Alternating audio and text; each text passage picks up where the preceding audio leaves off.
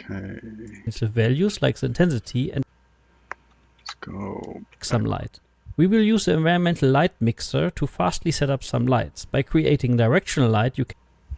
Okay, let's come back to our environmental light. Let's make this a little smaller.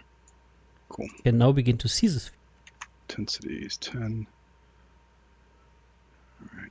sphere. We can directly change the values like the intensity, and with Control L, we can change the angle of... So let's try changing this to 3. I think. No, 3.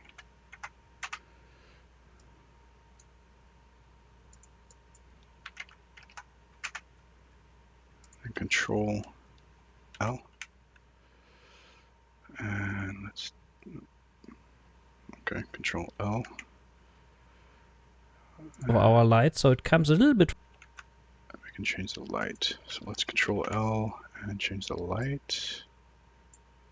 How do we change the light? Control L. And from the front.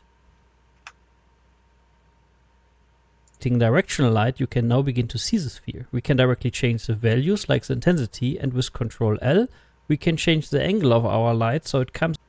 All right. Let's try this again. Control L, change the angle of the light. So that's not changing. Control L again. Do we click on something? What's going on here? Comes a little bit from... Does this close? No. Let's make this a little bigger. Okay. Control L. No. Oopsie. Control L. Alright, this doesn't seem to be working. Alright, so let's see. Control L, Unreal. Change light.